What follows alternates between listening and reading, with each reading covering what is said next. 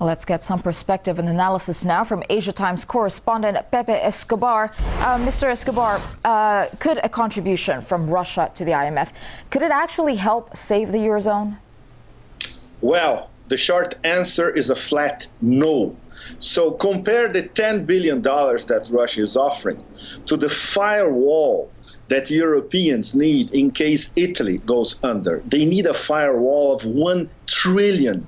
They're not going to get this from the BRICS. It's out of the question. Not even China would even imagine giving the Orwellian, let's put it this way, EFSF, or even the IMF, more than, let's say, $50 billion.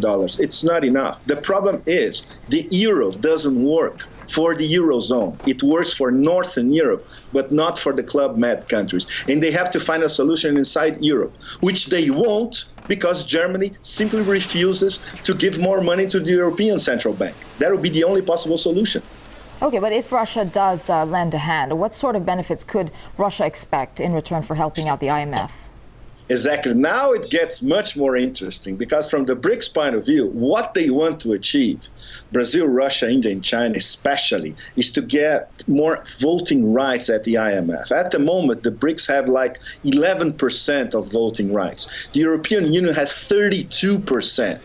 It's completely absurd. It's completely imbalanced. The problem is the Atlanticist elites in Washington and in the large European capitals, they don't want to dissolve their power inside the IMF.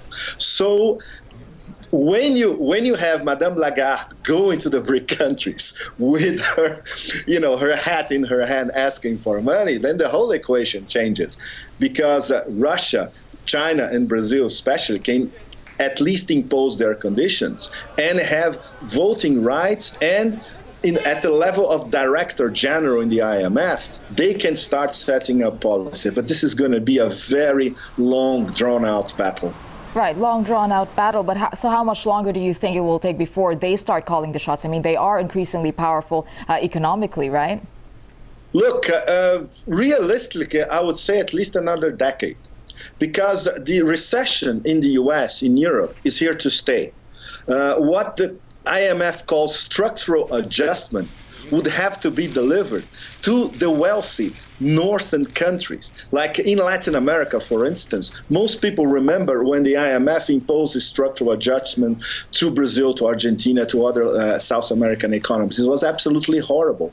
There was major unemployment. The middle class shrunk. This is what's going to happen if the IMF, true to its one policy fits all agenda, would impose what it's needed for the US and for Europe. So everybody's trying to find a way out. But like I said, from the point of view of Europe, would be to have an euro that will be equal for everybody, from the Netherlands to Sicily. But it's not going to happen because from the start, they had this political idea that if we have a common currency, we're going to have a political unity. It's wrong. It's not going to work because there's total economic imbalance between Northern and Southern Europe. Yeah, and when it comes to the crunch, it's a political nationalism. Yeah, sorry to jump in there. You mentioned new currency. I mean, this has always been brought up every time the BRICS comes into the picture, as well as the crisis, putting it together. Is there room now for a new reserve currency? I mean, is the dollar too big to fail? Is it really a viable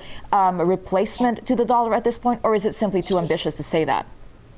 Well, the only possibility would be a basket of currencies that would include, especially the yuan, the yen, the euro, of course, even if it's a battered euro, perhaps the ruble, perhaps the Brazilian real, a real basket of currencies. But there's another development that it's, let's say it's an underground development at the moment. Countries start trading with each other, or economic blocs start trading with each other in their local currencies, bypassing the dollar. For instance, Brazil and China trading in yuan and reals. Russia and Brazil trading in rubles and reals. This is already happening. So in the next few years, maybe logical conditions of trade between countries would come up with a different system, and that would be, in fact, a basket of currencies because everybody will be using other currencies than the dollar to trade among themselves. Okay, now very quickly, the World Trade Organization membership of Russia. I mean, it's been waiting for 2 decades now of negotiations. Do you think the membership will prove to be worth the wait for Russia? It will if Russia diversifies its economy. It cannot be a monoculture of oil and gas, just like Venezuela, for instance. Like Venezuela joined the Mercosur in South America, but they have to export more than oil and gas. Same applies to Russia in terms of trading with Europe, for instance. Of course, Europe is absolutely hungry for Russian oil and gas, but Russia has to export manufactured products as well. And considering the intellectual capability and intellectual know-how in Russia, this can be done, but you have to start diversifying your economy like yesterday.